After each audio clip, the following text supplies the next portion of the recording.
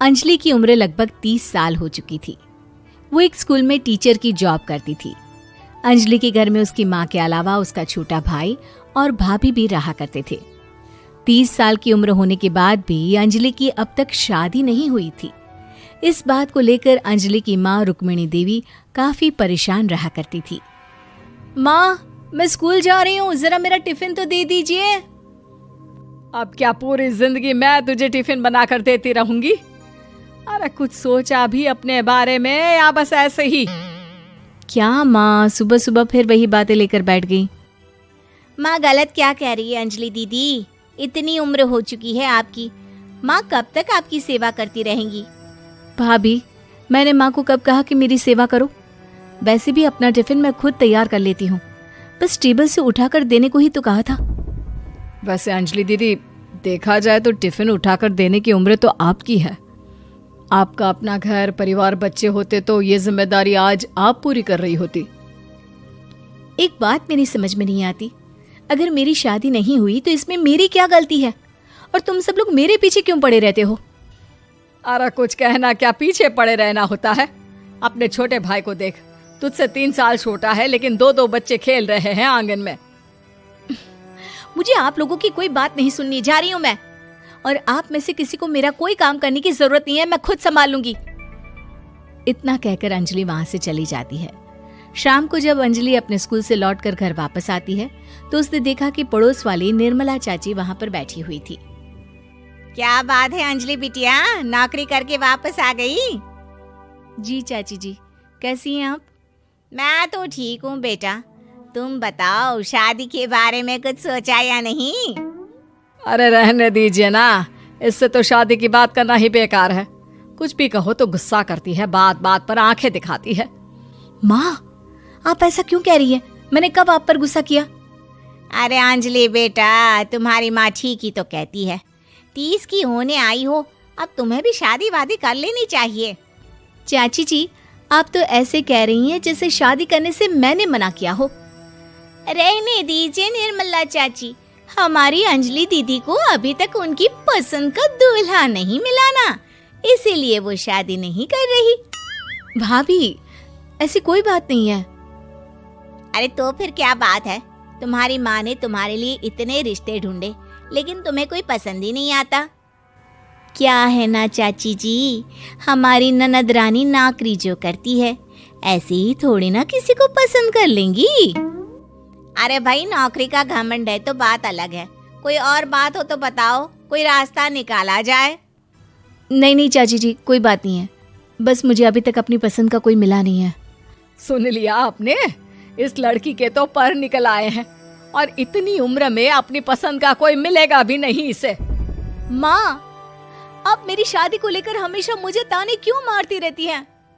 अपनी माँ की बातें तो ताने लगती है। ताने हैं? बताओ, मैंने कुछ गलत कहा क्या?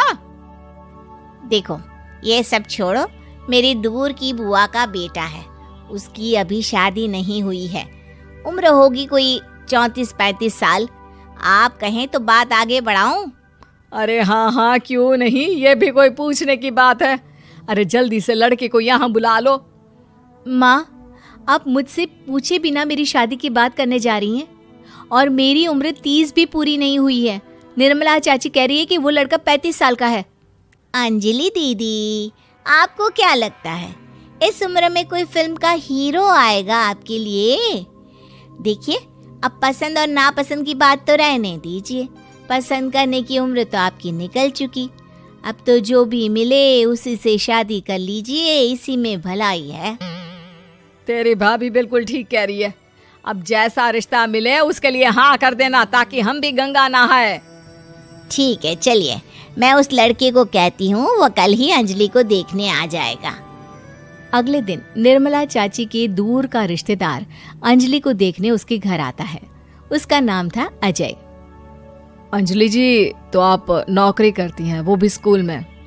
जी हाँ, मैं स्कूल में टीचर हूँ। हमारी बेटी बहुत होशियार है। अरे पढ़ने लिखने में इतनी होशियार है, इसीलिए तो इसकी नौकरी लगी है स्कूल में। हाँ हाँ ठीक है आंटी जी, ज़रा मुझे भी तो बात करने दीजिए आपकी बेटी से। जी पूछिए ना, क्या पूछना चाहते हैं? अंजलि मैडम, ये तो बताइए कि आपने अभी तक शादी क्यों नहीं की?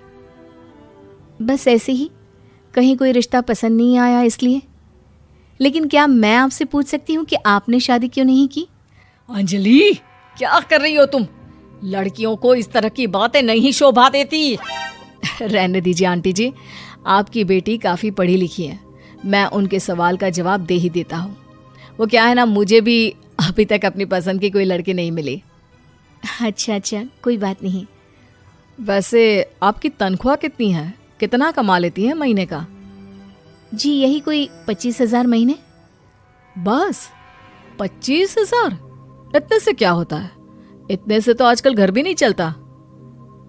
आपके कहने का क्या मतलब है? अरे मैं तो ये सोच कर आया था कि नौकरी वाली लड़की है, आराम से 40,000 कमाती होगी। माफ कीजिएगा, आपका और मेरा रिश्ता नहीं हो सकता। जी कोई बात नहीं, मुझे भी आपके साथ शादी करने में कोई इंटरेस्ट नहीं है। अंजलि, किस तरह की बात कर रही हो? घर आए रिश्ते को ठुकरा रही हो तुम। दीदी, अब इस उम्र में आपको इतनी अकड़ नहीं दिखानी चाहिए। अच्छा खासा रिश्ता हाथ से निकल गया, कहीं ऐसा ना हो कि जिंदगी भर कुंवारी ही रह जाओ आप। कुछ दिन और ऐसे ही निकल जाते हैं और अंजलि की शादी कभी नहीं होती।